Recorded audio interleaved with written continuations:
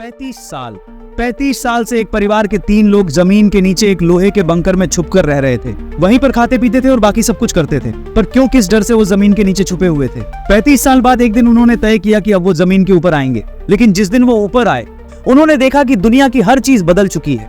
और फिर जो कुछ उनके साथ हुआ वो एकदम दिमाग घुमा देने वाली और बेहद मजेदार अजीब कहानी है। ऐसी मूवी आपने पहले कभी नहीं देखी होगी। हेलो, आप देख रहे हैं एसएन स्टोरी हिंदी। आज की मूवी है ब्लास्ट फ्रॉम द पास्ट। साल था 1962।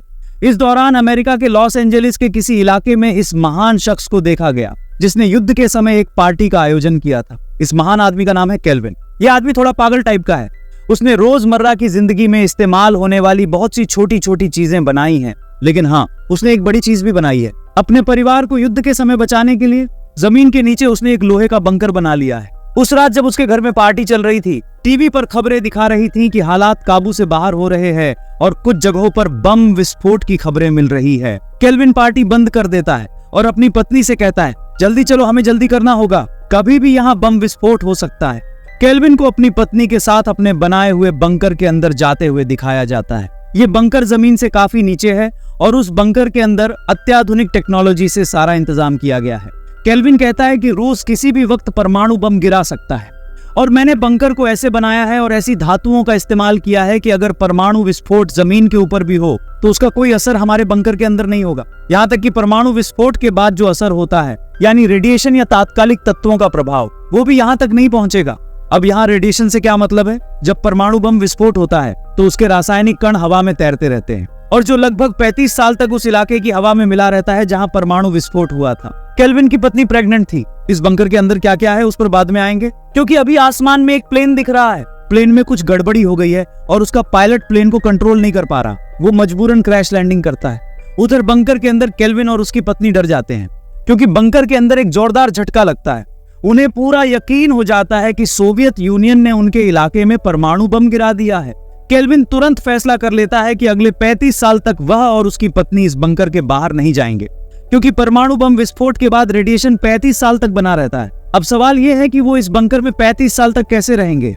केल्विन ने इस बंकर को कई सालों से बनाया था। वैसे तो वो पागल टाइप का था, लेकिन उसके दिमाग में थोड़ी बहुत समझदारी भी थी। इस बंकर के अंदर कृत्रिम तरीके से सांस लेने के लिए ऑक्सीजन तैयार की गई थी। पानी जमीन के अंदर से आता था और बड़ी मात्रा में सूखा खाना भी जमा करके रखा गया था। इसके अलावा उसने वैज्ञानिक तरीके से इस बंकर के अंदर अलग अलग अनाज और फसलों की खेती भी शुरू कर दी थी। इतना ही नहीं, बंकर के अंदर इतनी मात्रा में बैटरियां जमा की हुई थी कि 35 साल तक उनकी रोशनी की जरूरतें पूरी हो सकें। फिर प्लेन उसके घर में क्रैश कर जाता है और आग की लपटें सुरंग तक पहुंच जाती हैं। केल्विन बंकर का दरवाजा 35 साल के लिए बंद कर देता है। अगले दिन पुलिस वहां पहुंचती है क्योंकि प्लेन उस घर पर गिरा था। जब उन्हें घर के अंदर कोई नहीं मिलता, वे मान लेते हैं कि केल्विन और उसकी पत्नी शायद कहीं चले गए हैं, क्योंकि वहां न कोई लाश मिलती है और न ही कोई इंसान।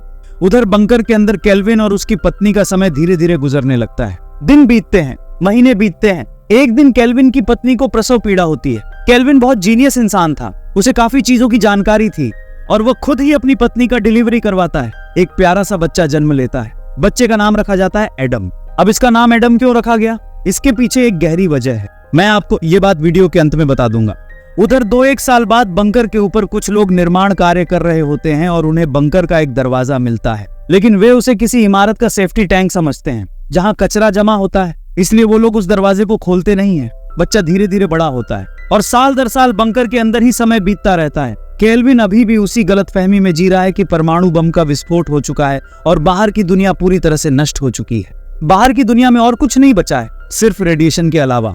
केल्विन अपने बच्चे को पढ़ाई करवाता है, लड़ना सिखाता है, डांस सिखाता है, उसे कई और चीजों का ज्ञान देता है और यह भी कहता है, एडम तुम अच्छे से सीखो, क्योंकि 35 साल बाद जब हम बाहर जाएंगे तो शायद अमेरिका की जिम्मेदारी तुम्हारे हाथों में होगी। केल्विन ने अपने बेटे के नाम कुछ शेयर खरीदे हुए थे और उसके पास कुछ दुर्लभ बेसबॉल कार्ड्स भी थे और यही 2 चीजें कहानी को मोड़ देंगी। दूसरी तरफ साल दर साल इसी तरह बीतते रहते हैं।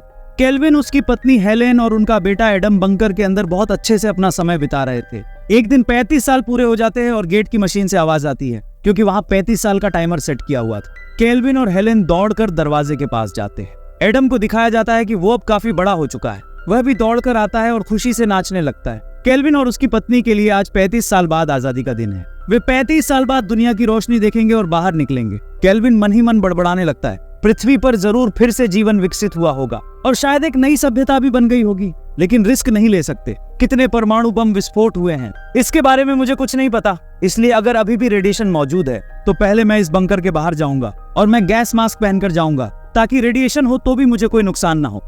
उधर दिखाया जाता है कि बंकर के ऊपर एक पब है जहां सभी नशेड़ी लोग अपना अड्डा जमाते हैं।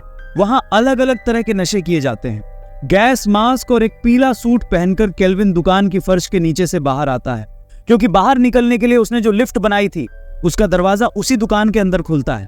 लेकिन वहां मौजूद आदमी जिसके माथे पर टैटू बना हुआ है पूरी तरह हैरान रह जाता है। हमारा टैटू भाई चौंक जाता है जब अचानक देखता है कि जमीन के अंदर से एक इंसान निकल आया है और उसके चेहरे पर कुछ लगा हुआ है। उसे देखकर वो इतना हैरान होता है कि मानो बेहोश होने की कगार पर आ जाता है। 35 साल बाद बाहर निकलकर केल्विन हैरान रह जाता है। सब कुछ कितना बदल चुका था। फिर भी उसकी गलतफहमी एक पल के लिए भी दूर नहीं होती कि कभी कोई परमाणु विस्फोट हुआ ही नहीं था।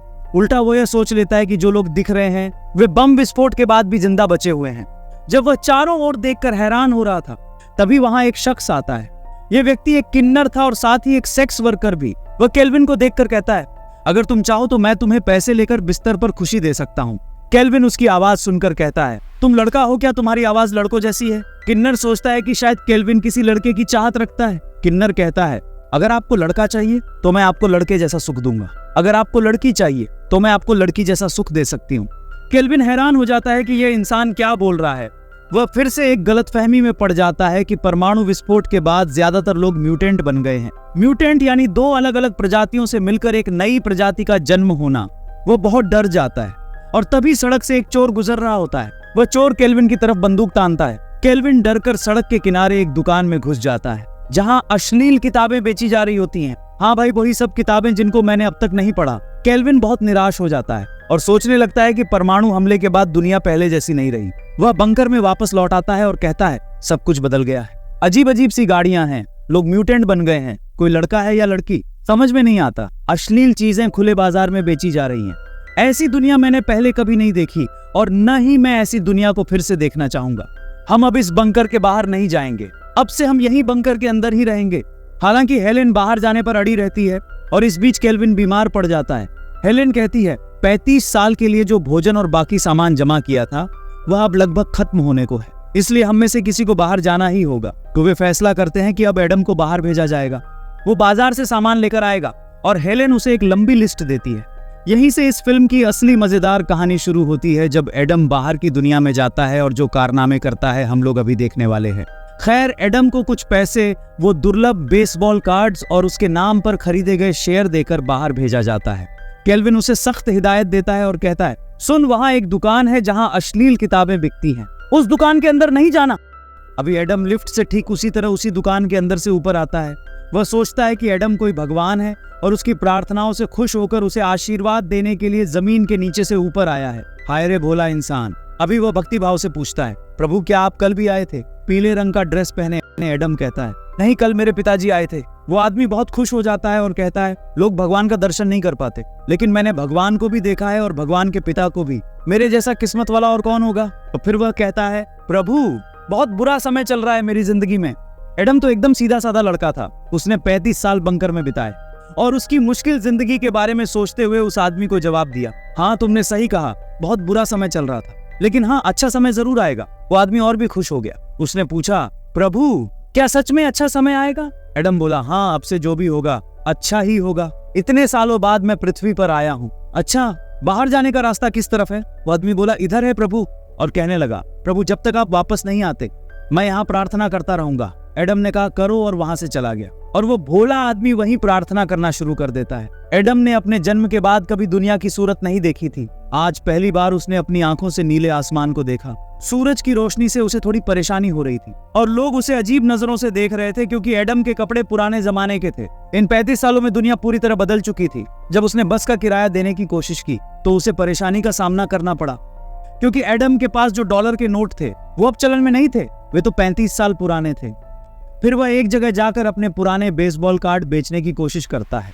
दुकानदार उन सभी कार्ड्स के बदले उसे सिर्फ $500 देने की बात करता है। एडम मान जाता है, लेकिन तभी एंट्री होती है इस खूबसूरत लड़की की, जिसका नाम है ईव। इस नाम का एक बड़ा महत्व है जो मैं एडम के नाम के साथ आखिर में बताऊंगा। तो ईव उस दुकान में काम करती थी लेकिन उसने देखा कि उसका मालिक इस नए लड़के को ठग रहा है, क्योंकि वे बेसबॉल कार्ड इतने दुर्लभ थे और ये सभी 1968 के हैं। 35 साल बाद इनकी कीमत और भी ज्यादा बढ़ चुकी है। ईव एडम से कहती है, इन सभी कार्ड्स के बदले सिर्फ $500 मत लो, क्योंकि इनका एक एक कार्ड $6000 का है। एडम थोड़ा खुश होता है और ईव से कहता है, तुम्हें देखकर लगता है कि तुम बहुत अच्छी इंसान हो, क्या तुम मेरी मदद करोगी? तो हुआ ये कि सच बोलने के कारण और ईमानदार लोगों की इस दुनिया में कोई कदर नहीं होने के चलते उसके मालिक ने ईव को उसकी नौकरी से निकाल दिया। एडम के अनुरोध पर वह उसे होटल तक छोड़ने जाती है और इसके बदले में एक बेसबॉल कार्ड मांगती है। होटल में जाकर एडम पहली बार टेलीफोन देखकर बहुत खुश हो जाता है, और जो इंसान जन्म से ही जमीन के नीचे रहा हो वह 18 मंजिला होटल के कमरे से नीचे झांककर चीखते हुए बेहोश हो जाता है। अगले दिन सुबह ईव उस होटल में आती है ताकि उसे वो कार्ड वापस दे सके जो उसने बीती रात होटल तक छोड़ने की फीस के तौर पर लिया था। वो एडम को धोखा नहीं देना चाहती थी, इसलिए थोड़ी सी मदद के बदले इतनी कीमती चीज लेना सही नहीं समझती। एडम उससे कहता है, तुम्हारी ईमानदारी देखकर मैं बेहद प्रभावित हुआ हूँ। तुम्हारी तो नौकरी चली गई है, एक काम करो, तुम मेरे अंडर में नौकरी करो, मेरी मदद करो, मुझे बहुत सारी चीजें खरीदनी है और वेतन के रूप में तुम्हें 7 दिनों में $1000 मिलेंगे। एडम ने ईव से कहा। एडम ईव के सहयोग से अपनी माँ की दी हुई लिस्ट में से अगले 2 साल के लिए जरूरी सामान खरीदने की शुरुआत करता है। ईव उसे अपने एक गे दोस्त से मिलवाती है जो एडम के कपड़े और स्टाइल बदल देता है और पूरी तरह से उसकी शक्ल सूरत को नया रूप दे देता है। इसके बाद वे एडम को उन सभी जगहों पर ले जाते हैं जिन्हें एडम ने पहले कभी नहीं देखा था। पहली बार एडम ने समुद्र देखा। इतनी विशाल जलराशि देखकर वह खुशी से समंदर में जाकर नाचने लगता है। पहली बार उसने बेसबॉल का लाइव मैच देखा। जैसे कोई बच्चा पहली बार कुछ देखकर बेहद खुश होता है, उसी तरह एडम भी खुश हो रहा था, क्योंकि उसके जन्म के बाद से उसका पूरा संसार केवल उस बंकर के अंदर ही था। पहली बार बारिश में भीगता है और पहली बार किसी लड़की को गले लगाता है, यानी ईव को। लेकिन समस्या ये थी कि उसे अपने घर का पता याद ही नहीं था, तो अब घर कैसे लौटेगा? पिता ने उसे सब कुछ सिखाया, हर तरह का ज्ञान दिया, लेकिन अपने घर का पता याद रखना नहीं सिखाया। इसलिए वह ये याद नहीं कर पा रहा था कि वह बंकर से किस दिशा से बाहर आया था। अब क्या होगा? वह घर कैसे लौटेगा? खैर, उसे एक लड़की की जरूरत थी, क्योंकि उसकी माँ ने कहा था कैलिफोर्निया शहर की किसी लड़की से शादी करके घर लेकर आना। अब उसकी शादी की उम्र हो चुकी थी। एडम ईव से कहता है, मुझे एक लड़की चाहिए शादी करने के लिए। ईव और उसका दोस्त ट्रॉय उसे एक क्लब में ले जाते हैं ताकि वह किसी लड़की को पसंद कर सके। ऐसे दोस्त मुझे क्यों नहीं मिलते? खैर, वहां एडम को देखकर लड़कियां खुद उससे बात करने आती हैं और एडम के साथ नजदीकियां बढ़ाने की कोशिश करती हैं। ये देखकर ईव के मन में जलन होने लगती है। हाँ, वह अनजाने में एडम से प्यार कर बैठी थी। इससे पहले एडम ने कई बार ईव से पूछा था, ईव क्या तुम मुझसे प्यार करती हो? ईव ने कहा था, नहीं, मैं किसी से प्यार नहीं करती। ईव कहती है, मुझे प्यार पर भरोसा नहीं है और शादी पर तो बिल्कुल भी नहीं। मेरे माता पिता का तलाक हो गया था और इसलिए शादी पर मेरा कोई विश्वास नहीं है।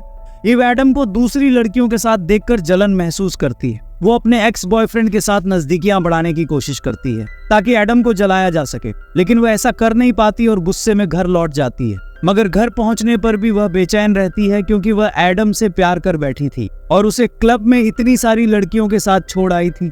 तो ईव का मन जल रहा था और इसी समय एडम ईव के घर पहुंच जाता है। ईव एडम को बताती है कि वह उसे बहुत प्यार करती है और फिर दोनों कुछ देर तक होठों की कसरत करते हैं। मैं सोच रहा हूँ कि भाई, उसे बंकर के अंदर होठों की कसरत करना किसने सिखाया होगा? खैर, इसके बाद एडम उसे सारी सच्चाई बताता है कि 35 साल पहले परमाणु युद्ध हुआ था और वो और उसका परिवार बंकर में रह रहे थे। वहीं उसका जन्म हुआ और 35 साल बाद वह पहली बार धरती की सतह पर आया है। ये सब सुनकर ईव समझ जाती है कि एडम को मानसिक समस्या है, क्योंकि कोई भी सामान्य इंसान इन बातों पर विश्वास नहीं करेगा। ये सब पागल की बकवास के अलावा और कुछ नहीं लगेगा। ये सब सुनने के बाद ईव चुप हो जाती है और एडम से कहती है कि वह वापस अपने होटल चला जाए। एडम अपने होटल लौट जाता है। अगले दिन ट्रॉय और एडम सामान से भरा ट्रक लेकर सड़क से जा रहे होते हैं। तभी अचानक एडम उस अश्लील किताबों की दुकान को देखता है। वह दुकान देखते ही उसके दिमाग में एकदम से बात आती है, अरे भाई, ये तो वही दुकान तो है जिसके आसपास से मैं बंकर से बाहर निकला था। इसका मतलब है कि मेरे घर जाने का रास्ता उसी दुकान के आसपास है। दूसरी ओर जिस बंकर का लिफ्ट उस दुकान के अंदर से होकर निकलता है, यानी हमारे टैटू भाई की दुकान, वहां अब टैटू भाई के साथ और भी लोग जुड़ गए हैं। वे सभी लोग उसी दिन से, जब एडम पहली बार बाहर निकला था, भगवान की साधना कर रहे हैं। समझो कैसी बात है। वे प्रार्थना करते करते चिल्ला रहे थे, हे प्रभु, बहुत दिन हो गए, अब तो दर्शन दे दीजिए, एक बार दया करके हमें दर्शन दे दीजिए, बस एक बार दर्शन कराइए ताकि हमें यकीन हो कि आप हैं। और ठीक उसी समय एडम उस दुकान का दरवाजा खोलकर झांकता है, ये देखने के लिए कि वह सही जगह पर आया है या नहीं। जब उसने देखा कि हाँ ये सही जगह है, तो वह दरवाजा बंद करके वापस ईव को लाने चला जाता है। और यहाँ मौजूद सारे पागल लोग सोचते हैं कि हम भगवान को पुकार रहे थे, तो भगवान ने हमें दर्शन दे दिए है। और वो बेवकूफ फिर से बेहोश हो जाते हैं, क्योंकि उसने पहली बार भगवान को आधुनिक कपड़ों में देख लिया था। जब एडम अपने घर पहुंचता है तो देखता है कि ईव उसे 2 मानसिक रोग विशेषज्ञों के हवाले करने की योजना बना रही है, क्योंकि ईव को लगता था कि एडम के दिमाग में कोई समस्या है। कल रात भी वह परमाणु युद्ध और बंकर की बातें कर रहा था। ईव एडम से प्यार करती थी, इसलिए वह चाहती थी कि एडम मानसिक रूप से ठीक हो जाए। सोचो, एक स्वस्थ इंसान के दिमाग का इलाज करवाने का विचार लेती है। लेकिन एडम ये सब सुनकर वहां से तेजी से भागता है और सीधा अपने बंकर में लौट आता है। अब वह हमारे टैटू भाई को, जो एडम को भगवान मान चुके थे, बंकर के अंदर लाता है और उसे सारा सच बता देता है कि हम कोई भगवान नहीं हैं। हम 35 साल से इस बंकर में रह रहे हैं। और यह तो स्पष्ट था कि उस भाई का दिल पूरी तरह से टूट गया था, क्योंकि वह इतने दिनों से यह मान रहा था कि उसे भगवान के दर्शन हो रहे हैं। खैर, ऊपर रहने वाले लोग एडम की मदद कर रहे थे और वह बंकर के अंदर सामान उतार रहा था। इसी बीच ईव एंड ट्रॉय एडम को ढूंढते हैं, लेकिन जब उन्हें एडम होटल में नहीं मिलता तो वे उसके कमरे में जाते हैं। वहां एडम की चीजें देखकर उन्हें एहसास होता है कि एडम सच बोल रहा था। इसके बाद वे उसे खोजने निकल पड़ते हैं। ट्रॉय से ईव पूछती है, कल वो कौन सी जगह थी जहां एडम कार से कूदकर उतरा और कहा कि उसे अपने घर का रास्ता मिल गया है, मुझे वहां ले चलो। ट्रॉय उसे उस अश्लील किताबों की दुकान के सामने लाता है और कहता है यही जगह थी। वहां वे बहुत खोजबीन करते हैं, लेकिन उन्हें बंकर जाने का कोई रास्ता नहीं मिलता। इसी दौरान सौभाग्य से एडम उस रास्ते से सामान लेकर बंकर की ओर जा रहा था। एडम और ईव की मुलाकात होती है और एडम ईव को बंकर के अंदर ले जाता है। ईव को देखकर एडम के माता पिता दोनों उसे पसंद करते हैं। उन्होंने बंकर को 10 साल के लिए फिर से लॉक कर देने की सोची, लेकिन एडम कहता है मुझे 2 महीने के लिए ऊपर कुछ काम है, तुम लोग 2 महीने के लिए इस बंकर को लॉक कर दो। 2 महीने के लिए बंकर लॉक हो जाता है और एडम और ईव बाहर आ जाते हैं। 1961 में खरीदी गई शेयर्स अब 35 साल बाद मिलियंस में बिकती हैं। इन्हें बहुत महंगे दाम पर बेचा जाता है और उसी पैसे से एडम एक शानदार घर बनाता है। 2 महीने बाद एडम अपने माता पिता को लेकर बंकर से बाहर आता है। वो अब जान चुका है कि कोई परमाणु युद्ध हुआ ही नहीं था। एक रात उनके घर के सामने एक प्लेन क्रैश हो गया था और उसके बाद उसके पिता ने इसे गलती से परमाणु युद्ध मान लिया। इसीलिए उनके परिवार ने 35 साल तक बंकर के नीचे रहकर जीवन बिताया। एक दिन वह अपने पिता को सब कुछ बता देता है। कहता है, पापा मैंने सभी समाचार पत्र और टीवी चैनल्स की पूरी खबरें देखी। सब कुछ देखने के बाद मुझे यही समझ में आया कि कोई परमाणु युद्ध हुआ ही नहीं। लेकिन कुछ लोग होते हैं जो अपनी ही सोच में अटके रहते हैं। तुम जितना भी समझाओ, जो उसने समझा है उसके बाहर उसे तुम समझा नहीं सकते। और ये पागल आदमी ऐसा ही था। उल्टा वो अपने बेटे को समझाता है कि अरे तुम तो यही समझते रहोगे कि परमाणु विस्फोट हुआ था। मगर जिन लोगों ने विस्फोट के बाद भी जिंदा है, वे भी खुद को यही समझा रहे हैं कि कोई परमाणु युद्ध नहीं हुआ। समझ गए ना? सब कुछ समझ में आ गया है, ठीक है, कोई बात नहीं। फिर भी वो अपने पिता को समझाने की कोशिश करता है, पापा सच में उस दिन कोई परमाणु युद्ध नहीं हुआ, कोई बड़ा विस्फोट नहीं था, बस एक प्लेन क्रैश हो गया था। अंतिम दृश्य में दिखाया जाता है कि वह एडम से कहता है, सुनो ये बातें मुझे तो कह दिया है, लेकिन अपनी माँ को मत बताना, वो इन सब बातों पर यकीन कर लेगी। ये कहते हुए वह हंसते हंसते चला जाता है। लेकिन अगले ही दृश्य में दिखाया जाता है कि केल्विन हाथ पैर पटक रहा है, जैसे किसी बात को लेकर वह बहुत निराश और अफसोस में हो। और वह अफसोस कुछ और नहीं बल्कि यह है कि उसे अच्छे से समझ में आ चुका था कि उसी की पागलपंती की वजह से वे 35 साल तक एक बंकर में कैद रहे। 35 साल उसकी पत्नी और उसके बेटे के जीवन से मिट गए। और इसी सीन के साथ ये अजीब और विचित्र मूवी खत्म हो जाती है। तो आज की वीडियो कैसी लगी ये जरूर कमेंट में बताना। अगर वीडियो अच्छी लगी हो तो बस एक लाइक करना और वीडियो को अपने दोस्तों के साथ शेयर करना। अब सोचो, अगर तुम्हें भी कभी 35 साल के लिए जमीन के नीचे एक लोहे के बंकर में खाना पानी और ऑक्सीजन देकर बंद कर दिया जाए तो तुम क्या करोगे? जवाब मस्त होना चाहिए, कमेंट में बताना। मिलते हैं अगली वीडियो में, तब तक के लिए हर हर महादेव।